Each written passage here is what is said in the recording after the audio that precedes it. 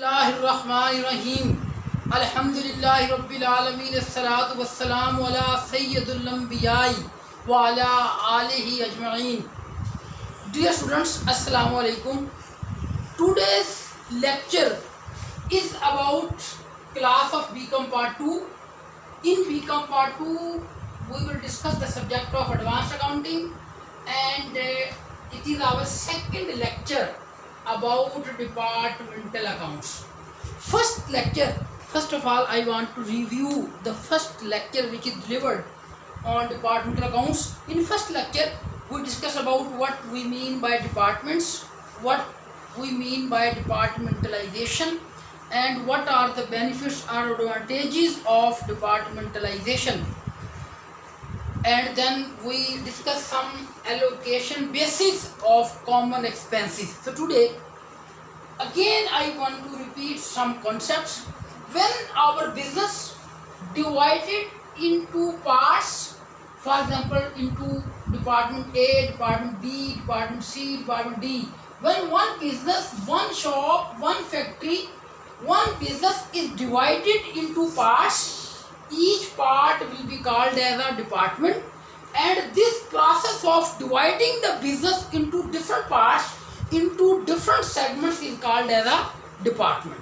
And this whole process of division of business into smaller units, so that we can individually judge the performance of what is D department, what is performance of A department, what is performance of B department, what is performance of C department. When the performance of individual will be examined, will be evaluated just to plan something in future, just to give reward or punish to the managers, to the staff, so we can make the departmental accounts. This was the concept regarding departments and departmentalization. So before we are preparing the departmental accounts, there are three issues. In departmental accounts we have to prepare the departmental profit and loss account. First of all, some accounts, some items, some balances will be given in total, and some balances will be given as a individual or on, you may say, separate basis. For example, I also discussed in previous lecture some items which have to be recorded separately, some items which are recorded as separately. For example, record of opening inventory, opening stock will be recorded as a separate for each and every segment. What is the opening stock of A department, what is the opening stock of B department, what is the opening stock of C, and as well as for all the departments. So second one, the record of purchases.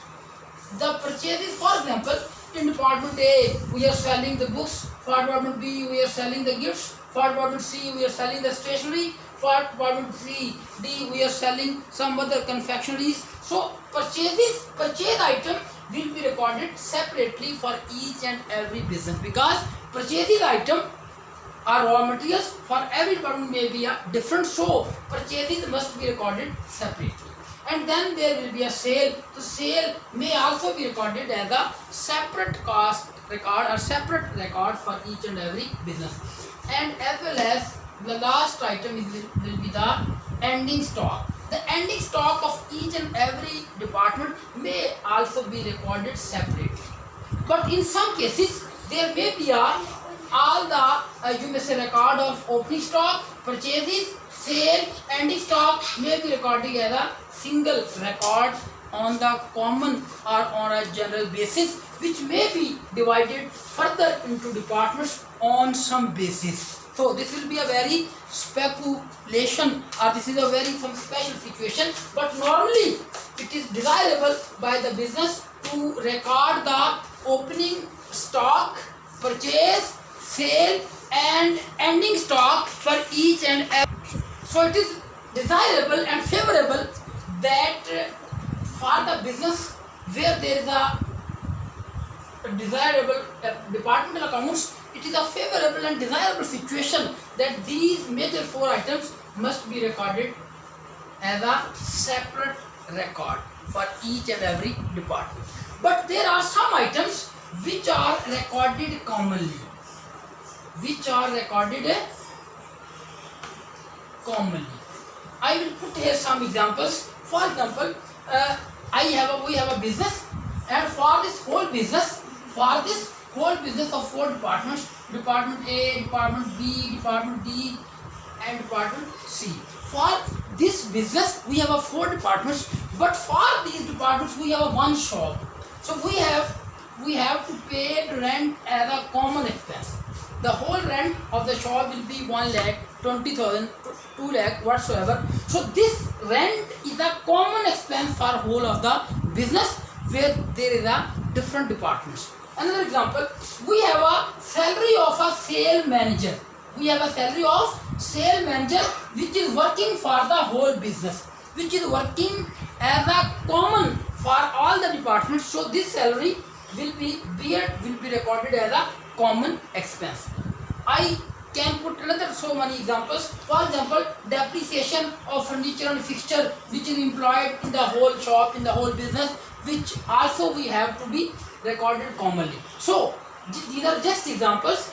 Focus on the thing that there are some items, there are some accounts, there are some expenses which can be recorded only as a common expense. The main issue in our departmental accounts, when we prepare the departmental accounts, there is a very crucial issue, that is a treatment, how we can divide these expenses which are recorded as a general expenses, which are recorded as a common expenses. So now our topic in this regard is to allocation of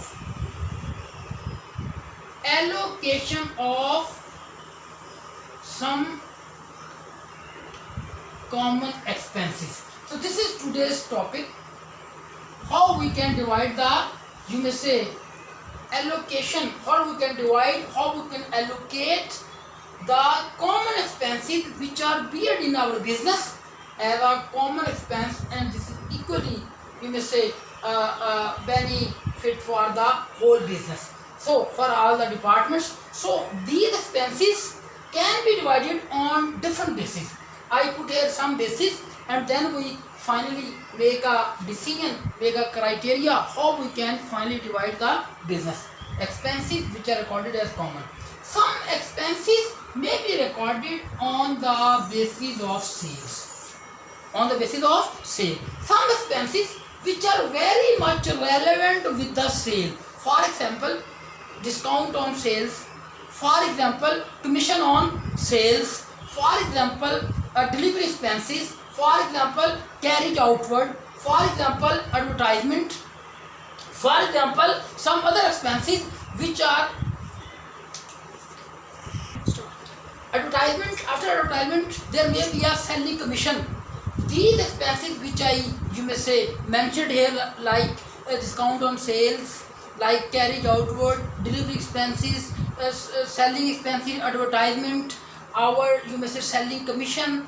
So these expenses are very much relevant and occurred on the basis of sale. So such expenses must be allocated on the basis of departmental sale. So what here we mean by the departmental sale basis? For example, for A we have a sale of 5 lakh, for B we have a sale of 6 lakh, for C we have a sale of 10 lakh, for D we have a sale of 2 lakh. So this is the basis, this will become the ratio. These amounts may be in thousands, may be in tens of thousands, may be in lakhs, may be in millions, billions. So this become the ratio, and we can take here the LCM 10, 12, 12, 6, 18, 5, 23. So this will be the ratio. So selling expense, these will be multiplied with 10 divided by 23 goes to A, 2 over 23 goes to B, 6 over 23 goes to C, and 5 over 23 goes to D. In this way, in this ratio, in this sales basis, we make a ratio, and on the basis that ratio, we can allocate such common expenses which are, you may say, very much relevant to the basis of sales. And some other expenses which are, you may say, which may be divided on the basis of purchase. The nature of such expenses which can be divided on the basis of purchases, these may be the direct expenses which are incurred due to the purchase. For example, direct expenses, carriage in, freight, custom duties, railway charges, import duty, etc. Such expenses which are direct expenses are those expenses which are relevant with the purchase. When you purchase the things, all the expense beared occurred until the goods, the merchandise, the stocks are, you may say, reached at our destination, at our business. Through such process, all the expenses which we bear are called as direct expenses. So direct expenses are due to purchase. So the department which have a more purchase must be charged more expenses, and the departments which bear the less, which have a less sale, that must be charged less purchase. So purchase is the best weight, purchase is the best basis for allocating the direct expenses or all the expenses which are relevant with the purchase. Some other basis, for example, some expenses, those are very much, you may say, relevant, that these can be divided on the basis of area. For example, we have to provide heating and cooling for whole of our business.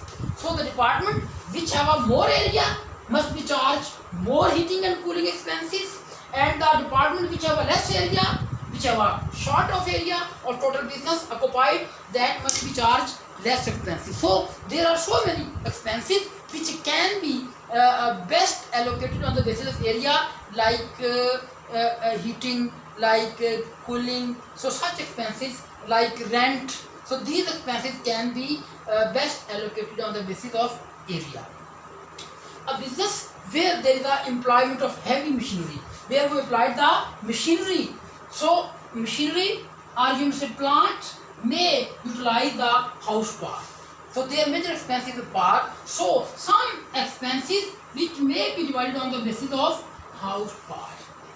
This basis can be allocated where we have a manufacturing business, or we have employed a major or heavy kind of plant, machinery, equipments. So according to the basis of house power or equipment, machinery or plant which is employed by different departments, so their best allocation of that power, or you may say energy expenses, can be best allocated on the basis of house power. Some other basis for allocating the business, for example, number of employees, our salaries, our other fringe benefits, the other expenses which are relevant with the employees can be allocated on the basis of number of employees, if this list of number of employees of each and every department is available. So this is also basis of dividing the common expenses. After number of employees, there may be a other base, that is the value of machinery or value of a fixed assets. So when we charge the fixed assets depreciation every year, so that depreciation on fixed assets, depreciation of plant, machinery, equipments, so that depreciation may be divided on the basis of value of machinery, or may be divided on the basis of value of fixed assets. Maybe on the basis of fixed assets. The department which have utilized, which have employed more value of fixed assets, that must be charged more depreciation.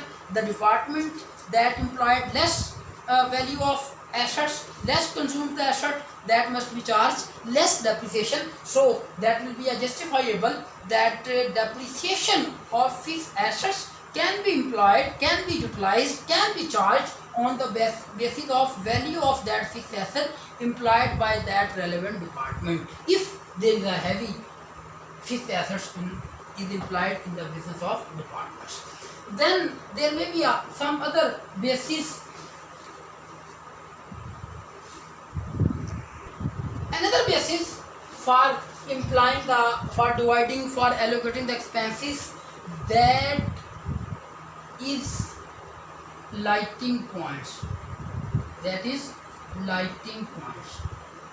A business like showrooms, like retail stores, where is a heavy light decoration applied, employed where the lighting expenses will be a heavy cost. Such lighting expense can be made on the basis of lighting points. The shop, the department, the segment which have a more lighting points should be charged more lighting expense, and the department, the shop, the retail store where there is a less lighting points must be charged less lighting points. So then some other things may be also employed.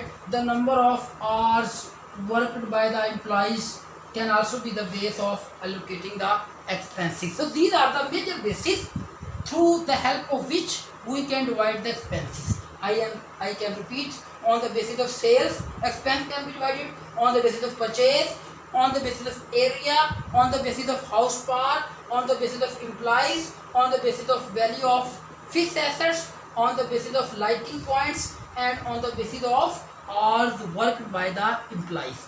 But now the problem is that these are basis of allocating the expenses, and I also discussed in detail the nature of expense which can be divided on these bases. But now if we want to divide the expense on these bases, but we don't given the area, we don't have the area given in the question, so the expenses like rent, like heating, cooling, etc. can be divided. The question is, next question, there is a machinery employed by the business, but don't we have a house power given in the question. We want to divide the expense on the basis of employees, but list of employees is missing. So then what we do in case of not giving the number of employees? Value of machinery is not given, lighting points are not given, house hours work not given. So in this scenario where the data is missing, which is required for allocating the common expenses, so in such cases all the direct expenses can be divided on the basis of purchase, and all the remaining expense like selling expense, like admin expense, like other expenses can be divided on the basis of sale, because we want to divide on the some adequate, some proper basis, but these bases are missing. So then we have sale is, you may say, a compulsory part of the accounts. So sales will be divided on for allocating the expense, and purchase is also the compulsory part of accounts. Purchase is also will be given. So all the expenses which are relevant with the trading account, which are direct expenses are relevant with the trading account, can be divided on the basis of purchase, and all the expenses which are relevant with the profit and loss account, which includes selling expense, which includes admin expenses, and which include other expenses, can be divided on the basis of sales. So today we discuss some expenses or all expenses of business which can be divided, which can be allocated on some basis. This is a comprehensive lecture. And some expenses which are very general in nature, like for the whole business we paid the interest, that is a very general expense, and these expenses cannot be charged to the department. These are recorded as a common, as a general, and it is the best way that such expenses, like for whole of the business we conduct the audit, for whole of the business we have bear some general expenses. So it is a very proper way that such general expenses which are not directly relevant or indirectly relevant with the any department, so such expenses are, you may say, desirable, cannot be charged to the departments but charged to the general profit and loss account for the business as a whole. So this is all about today's lecture. In the next third lecture of departmental accounts, we will discuss the format of departmental profit and loss account. Allah Hafiz.